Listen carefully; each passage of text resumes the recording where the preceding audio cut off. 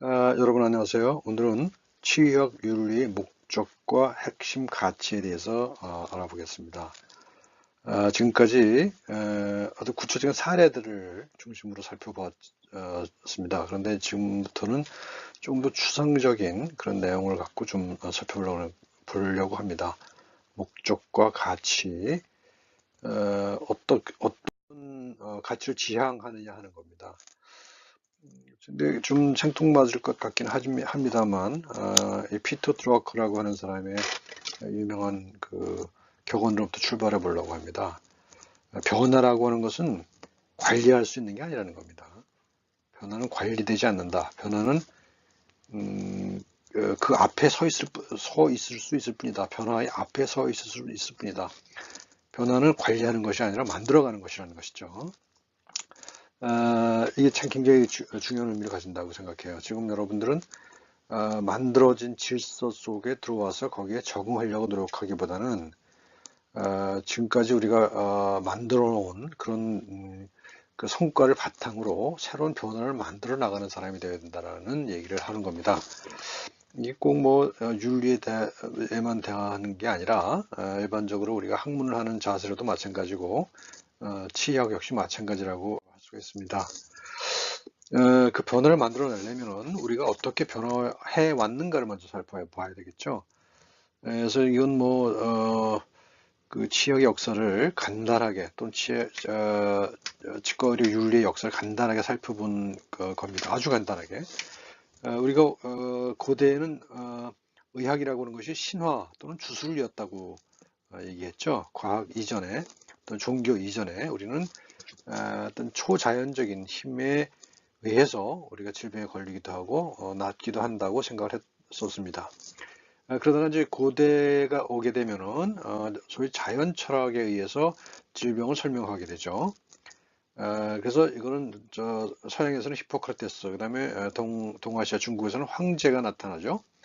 이런 인물들이 나타납니다. 이런 의학의 인물들이 나타나는데 이거는 나름대로의 그 체계를 가지는 자연에 대한 체계를 가지는 설명 체계를 가지는 그런 거였지만 근대적 의미의 과학이라고 하기는 좀 이런 그런 시기의 이제 의학이었다고 할 수가 있습니다.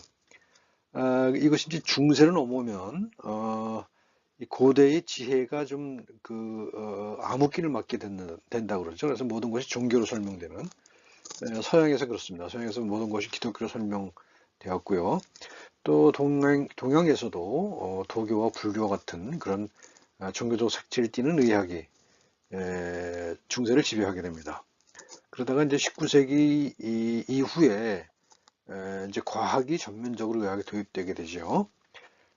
차츰차츰 도입되다가 이것이 이제 체계적으로 변화하기 시작한 것은 이제 여기 나오는 프렉스너 보고서와 가이스 보고서입니다. 프렉스너 보고서는 의학 일반에 대한 것, 가이스 보고서는 치의학에 관련된 겁니다. 약 18년의 차이가 나죠. 이건 뭔가 하면 이때부터 의학이 기초의학과 임상의학으로 구분되는 시기죠. 그러니까 의과대학이나 치과대학에 들어오려면 누구든지 최소 2년 이상의 과학교육을 받아야 된다라고 하는 것이 이제 이 프렉스널 보고서, 가이스 보고서가 주장하는 바였죠. 그래서 결국은 그 체계가 지금까지 굳어져서 기초의학과 임상의학의 체계를 굳어줍니다. 그래서 2년간 기초의학, 2년간 임상의학 이렇게 배우는 그런 식으로 됐죠. 그리고 지금 우리 학교 체계에서 기초의학 교실과 임상의학 교실을 나눠주는 체계도 역시 이때 만들어진 체계라고 볼 수가 있습니다. 그러니까 약 100년 정도 된 거고, 지금까지 우리의 의학 체계를 지배하고 있는 거라고 볼 수가 있습니다. 1995년에 이르게 되면 이런 가이스나 플렉스 체계에 대한 어떤 반성이 있게 되죠. 그래서 이때부터는 이제 그 새로운 그 보고서가 나오게 되는데 1995년에 치과에 관련된 치의학에 관해서 보고서가 나오게 되는데 이때는 다시 이제 이 반성을 하게 됩니다. 그래서 기초의학과 임상의학이 구분되는 것이 지나치게 강하게 구분돼서 서로 연관을 맺지 못한다라고 지적을 하게 됩니다. 그래서 기초의학과 임상의학 간의 괴리를 언급하고 그것을 극복해야 된다는 주장을 한 게 1995 1995년에 나온 IOM 리포트입니다. 근데 윤리적으로 보면 1946년에 뉴른베르크 강령이라는 게 나옵니다. 이거는 2차 세계대전 때 나치 의사들이 행했던 잔혹한 생체 실험, 그것을 정죄하면서 만들어진 판결문에 근거해서 만들어진 사람 대상 연구의 어떤 기본적인 틀이라고 할 수가 있습니다. 그리고 이제 그것이 1964년에 오면 헬싱키 선언이라고 하는 것을 만들어지는데, 이것은 그 살리도마이드라고 하는 약이 있었어요. 살리도마이드라고 하는 약이 시판되면서 굉장히 많은 그 수의 기형아가 태어나게 됩니다. 그래서 그 신약이 개발됐을 때 그 신약의 뭐 제조, 판매에 관련된 그런 규정을 만들어 놓은 곳이죠. 그래서 헬싱키 선언이라는 것도 역시 마찬가지로 사람 대상 연구의 기준을 만들어 놓은 거라고 볼 수가 있습니다. 그러니까 이게 이때까지는요, 그렇죠? 이때까지는 주로 과학적 의학에 모든 초점이 맞춰졌다고 한다면 이제 20세기 중반 이후로는 좀 비판적 사유들이 많이 생기게 되죠. 특히 이제 윤리적 비판이 이제 뉴른베르크 강령과 헬싱키 선언 등으로 나오고, 그다음에 이제 교육에 관련돼서는 에비던스 베이스드 메디신, 에비던스 그러니까 증거 기반 의학, 그다음에 PBL, 프로블럼 베이스드 러닝, 문제 중심 학습, 이런 새로운 방식들이 도입됩니다. 그러니까 이 플렉스러나 가이스 보고서에서는 기초의학을 배우면은 그것을 바로 임상학에 적용할 수 있다고 생각을 했었거든요. 그러니까 기초 임상이 그냥 긴밀하게 연결된다고요. 인과관계로 연결된다고 상정을 했었어요. 그런데 그 20세기 말에 오게 되면 그런 메커니즘으로 모든 걸 설명할 수 없다는 생각을 하게 되는 거죠. 그것은 그런 깨달음을 얻게 되는 것이죠. 그래서 에비던스가 나오죠. 증거가 나오죠. 실제로 해봤더니 그렇게 되든가 하는 것을 말하는 거죠. 그래서 증거를 강조하고, 그러니까 메커니즘보다는 증거를 강조하는 거죠. 메커니즘이 아닌 증거. 그 다음에 문제를 강조합니다. 환자가 어떤 문제를 가지고 있는가, 프로블럼. 그러니까 질병이 아니라 문제를 중심으로 바꿔가게 되는 것이죠. 이제 이것이 큰 흐름입니다. 의학과 치의학 그리고 그것에 관련된 윤리적인 문제를 우리가 생각하는 큰 하나의 흐름이라고 볼 수가 있죠. 자, 그래서 우리 중심 가치, 우리가 치의학 교육을 할 때 중심 가치로 삼아야 될 것을 이제 세 가지로 꼽아놨거든요. 역량, 진정성, 책무, competence, integrity, accountability. 그래서 이걸 합치면 CIA라고 이해하기 할 수 있을 것 같아요. 역량은 자연적인 자연 현상들, 그렇죠? 신체 현상이니까요. 자연 현상. 그다음에 진정성은 인문적 가치고요. accountability는 사회적 책무죠. 그래서 이렇게 자연과 인문과 사회가 어우러지는 그런 세 개의 가치를 중심 가치로 삼고 있습니다. 우리 학교는. 그다음에 이제 양성 캠퍼스 교육 목표는 이렇게 셀즈로 정리가 되는데요. 앞에 나왔던 역량이죠. competent, 그다음에 empathetic. 이거 두 가지 가치입니다. 이게 가치. 그러니까 역량이 있고 공감을 잘해야 된다. 역량이 있으면서 공감을 해야 된다. 라고는 가치고요. 그다음에 어떤 것을 지향하느냐? 학습자가 돼야 된다는 것이죠. 학습자라는 것은 끊임없이 배워야 된다는 것이죠. 왜냐하면 지금은 지식이라고 하는 것이 그 생산된 것을 습득하는 것으로는 이제 만족할 수가 없는 거죠. 왜냐하면 지속적으로 변화해 나가고 또 그것을 현장에서 적용해 가면서 실천해 가면서 또 적용하는 그런 영역이 있기 때문에 한번 배우고 끝나는 게 절대로 아니라는 것이죠. 평생 학습자가 된다는 겁니다.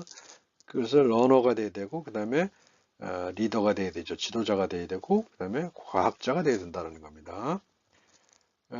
뭐 그렇게 정리할 수 있을 거고요. 그 다음에 이제 교육 목표로서는 A, B, C, D로 잡았는데요. 학술적으로 교육을 받아야 된다는 것이죠.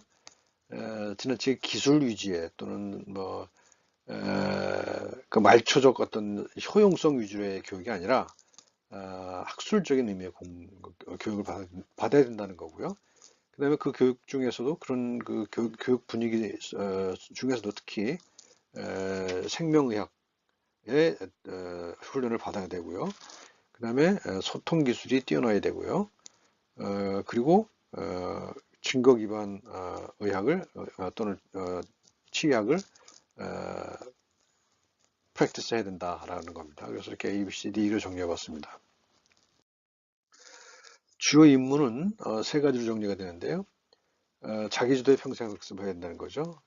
이제는 자기가 배움을 주도해 나가야 된다는 겁니다. 주어지는 것을 습득하는 것이 아니라 흡수하는 것이라 지식이나 기술을 단순히 흡수하는 것이 아니라 어떤 그 현장에서 문제를 찾아내서 그 스스로 문제를 해결해 나가는 그런 자기주도의 평생학습을 해야 된다는 겁니다.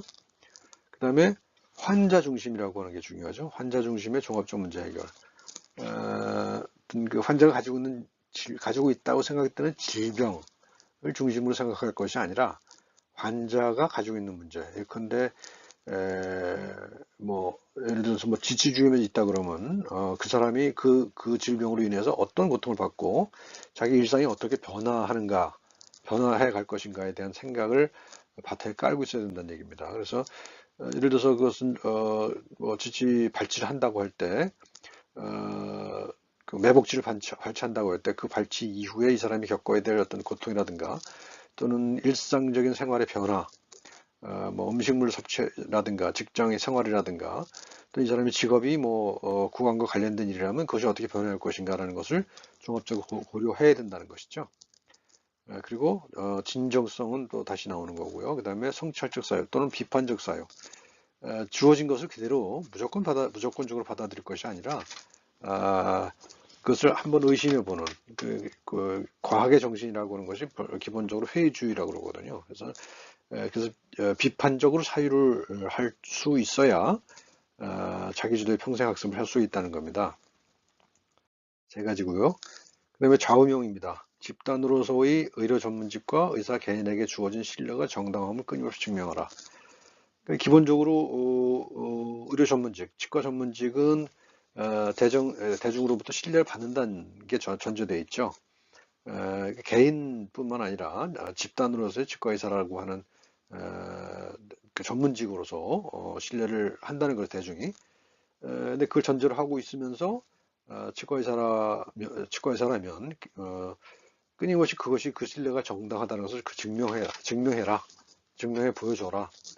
이러니까 저는 믿어도 돼요라고 하는 것을 잠깐 보여줘라라는 겁니다. 이것은 영국 BDA 영국 치과의사협회가 회원에게 추천하는 그런 모토입니다. 자, 교육은 처음에 들어오면은 그 지식의 영역이 훨씬 넓겠죠. 그렇죠. 입학 때는 그 다음에 점점 학년이 올라갈수록 일로 가면서 이제 실천의 영역이 넓어지는 거죠, 점점 그죠? 그래서 알미 영역이 넓어지고 그 다음에 실천의 영역이 점점 넓어지는 건데 중간에는 항상 삶의 영역이 자리 잡고 있다, 의미가 있다 하는 겁니다. 의미를 중심으로 생각해라 하는 겁니다. 그래서 보통 일반적으로 이 영역, 의미의 영역, 삶의 영역을 이제 의료인문학으로 치죠. 그래서 의료인문학을 중심으로 해서 의료인문학이 어떤 거울이 되는 거죠. 삶의 거울이 되고 거기에 맞춰서 이제 필요한 지식을 습득하고 술기를 익혀서 실천할 수 있도록 해야 된다라는 겁니다.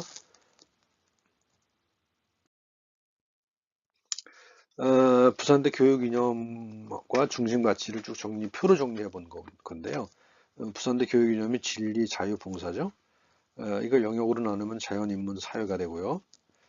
그 다음에 중심 가치는 역량, 진정성, 책무, 아까 CIA로 정리했었죠.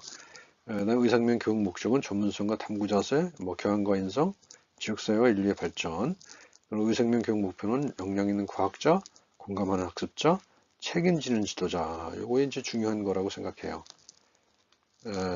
역량 있는 과학자, 공감하는 학습자, 책임지는 지도자. 그다음에 의학 교육 목표는 증거 기반 의학, 학구적 교육 환경, 의사소통 능력이고요. 그다음에 이제 그 학습 사유 문제 해결 이런 식으로 정리할 수 있을 것 같습니다. 여기서 정리하자면은 이제 아까 요 부분은 아까 얘기한 거고요. 요거 지금 표시한 요 부분이 중요한 포인트라고 할 수가 있을 것 같아요. 자, 우리가 공부하는 것은 우선 자연에 대해서 공부를 해야 되겠죠. 자연 과학을 우리가 공부를 해야죠. 그러니까 자연을 공부하고 그다음에 그 속에 살아가는 생명들을 공부하죠. 그다음에 인간 생명이 이제 생명 속에 인간이 있는 겁니다. 그래서 이것이 이제 의학의 영역이 되겠죠. 그다음에 인간이 모두 사회가 되죠.